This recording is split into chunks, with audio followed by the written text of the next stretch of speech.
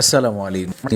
আমি ইসলামী জ্ঞান অর্জন করা একেবারেই ফরজ করা হয়েছে, অর্থাৎ আপনাকে জ্ঞান অর্জন করেই আমল করতে হবে। যাই হোক, আমরা আমাদের পারিবারিক ব্যস্ততাকে এতটাই গুরুত্ব দিয়েছি যে ইসলামিক জ্ঞান অর্জন করা যে ফরজ এই বিষয়টা আমরা প্রায় ভুলতেই বসেছি। তাই আমার মনে হচ্ছে যে আমরা এই ব্যস্ত সময়ের মধ্যে বিভিন্ন জায়গায় বসে, জার্নিতে, কর্মস্থলে বা যে কোনো জায়গায় বসে হয়তো বা যদি একটু সুযোগ করে দিতে পারি যে হাদিসগুলো, কোরআনের আয়াতগুলো আমাদের আসলেই যদি একটু আমরা গল্পে গল্পেও যদি শুনে সেই বিষয়ে জ্ঞান অর্জন করতে পারি, তাহলে সেখানে খারাপ কোথায়। এরই ধারাবাহিকতায় আমি চিন্তা করেছি শায়েখ আব্দুর রাজ্জাক বিন ইউসুফের উপদেশ এই বই থেকে আমি ধারাবাহিকভাবে পর্ব অনুযায়ী একটি একটি করে হাদিস বর্ণনা করে আপনাদেরকে শোনাবো। কারণ তার এই লেখা বইটা, উপদেশ বইটা পুরোটাই বাংলাতে দেওয়া আছে। তো সেখান থেকে হাদিসের রেফারেন্স সহ আমি পড়ে পড়ে শোনাবো।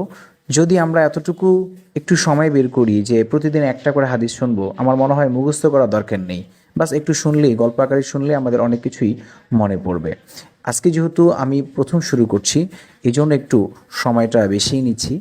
যাই হোক, এখন আমরা সরাসরি উপদেশ বইয়ের 14 নম্বর পৃষ্ঠা থেকে আমরা একটি হাদিস শুনবো, যে হাদিসটা অত্যন্ত ভয়ঙ্কর একটি হাদিস, পাশাপাশি আশা জাগানোর একটি হাদিস। যাই হোক, চলুন আমরা তাহলে শুরু করি আজকে পর্ব 1। আবু হুরায়রা রাদিয়াল্লাহু আনহু বলেন, সাহাবীগণ বললেন, হে আল্লাহর রাসূল সাল্লাল্লাহু আলাইহি ওয়াসাল্লাম, কিয়ামতের দিন কি আমরা আমাদের রবকে দেখতে পাবো? তিনি বললেন, দ্বিপ্রহরে মেঘমুক্ত আকাশ, সূর্য দেখতে কি তোমাদের মধ্যে পরস্পরে বাধা সৃষ্টি হয়? তারা বললেন, না। তিনি আরও বললেন, মেঘমুক্ত আকাশে পূর্ণিমার রাত্রে পূর্ণ চাঁদ দেখতে কি তোমাদের কোনো প্রকারের অসুবিধা হয়? তারা বললেন, না। অতঃপর তিনি, অর্থাৎ মুহাম্মদ সাল্লাল্লাহু আলাইহি ওয়াসাল্লাম বললেন, সেই মহান সত্তার কসম যার হাতে আমার প্রাণ, এই দুইটির কোনো একটিকে দেখতে তোমাদের যেই পরিমাণ অসুবিধা হয়, সেই দিন তোমাদের রবকে দেখতে সেই পরিমাণ অসুবিধাও হবে না। আলহামদুলিল্লাহ। এরপর রাসূল সাল্লাল্লাহু আলাইহি ওয়াসাল্লাম বলেছেন, তখন আল্লাহ তাআলা কোনো এক বান্দাকে লক্ষ্য করে বলবেন, হে অমুক, আমি কি তোমাকে মর্যাদা দান করিনি? আমি কি তোমাকে সর্দারি দান করিনি? আমি কি তোমাকে বিবি দান করিনি? আমি কি তোমার জন্য ঘোড়া ও উটকে অনুগত করে দেইনি?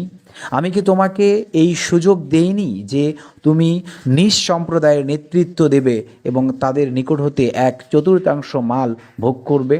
জবাবে বান্দা বলবে, হ্যাঁ, হে আমার প্রতিপালক। অতঃপর রাসূল সাল্লাল্লাহু আলাইহি সাল্লাম বলেন, তখন আল্লাহ তাআলা বান্দাকে বলবেন, আচ্ছা বলো দেখি, তোমার কি এই ধারণা ছিল যে তুমি আমার সাথে সাক্ষাৎ লাভ করবে? বান্দা বলবে, না। এইবার আল্লাহ বলবেন, দুনিয়াতে তুমি যেভাবে আমাকে ভুলে গিয়েছিলে, আজ আমিও আখিরাতে সম্পূর্ণরূপে তোমাকে ভুলে থাকব, অর্থাৎ তোমাকে আযাবে লিপ্ত রাখব। অতঃপর আল্লাহ তাআলা দ্বিতীয় এক ব্যক্তিকে জিজ্ঞেস করবেন, সেই অনুরূপ বলবে। তারপর তৃতীয় এক ব্যক্তির সাথে সাক্ষাৎ করবেন এবং তাকে অনুরূপ জিজ্ঞেস করলে সে বলবে, হে আমার প্রতিপালক, আমি তোমার প্রতি, তোমার কিতাবের প্রতি এবং তোমার সমস্ত নবীগণের প্রতি ঈমান এনেছি, সালাত আদায় করেছি, সিয়াম পালন করেছি এবং দান সদকা করেছি। মোট কথা, সে সাধ্য পরিমাণ নিজের নেক কার্যক্রমের একটি তালিকা আল্লাহর সম্মুখে তুলে ধরবে। তখন আল্লাহ তাআলা বলবেন, আচ্ছা তুমি তো তোমার কথা বললে, এখন এখানেই দাঁড়াও, এক্ষুনি তোমার ব্যাপারে সাক্ষী উপস্থিত করছি। এই কথা শুনে বান্দা মনে মনে চিন্তা করবে, এমন কে আছে যে এখানে আমার বিরুদ্ধে সাক্ষী দিবে? অতঃপর তার মুখে মোহর লাগিয়ে দেওয়া হবে এবং তার রানকে বলা হবে, তুমি বলো। তার রান, হাড়, মাংস প্রভৃতি এক একটি করে সব কিছু বলে দেবে এরা যা করেছিল। তার মুখে মোহর লাগিয়ে অঙ্গ প্রত্যঙ্গ হতে এই জন্য সাক্ষী গ্রহণ করা হবে যে যেন সেই বান্দা কোনো ওজর আপত্তি পেশ করতে না পারে। বস্তুত যে বান্দার কথা আলোচনা করা হয়েছে সে হলো মুনাফিক এবং এই কারণে আল্লাহ তার প্রতি অত্যন্ত ক্ষুব্ধ হবেন। হাদিসটি এসেছে মুসলিম মিশকাত 5555 নম্বর এবং মিশকাতের হাদিস নাম্বার হচ্ছে 5321 নম্বর। এই হাদিস আমাদের শিক্ষা দেয়, মহান রবের সাথে আমাদের সাক্ষাৎ হবেই হবে, এতে করে কোনো রকম কোনো সন্দেহ নেই। তাকে আমরা দেখতেও পারবো। আলহামদুলিল্লাহ। কেমন করে দেখতে পারবো?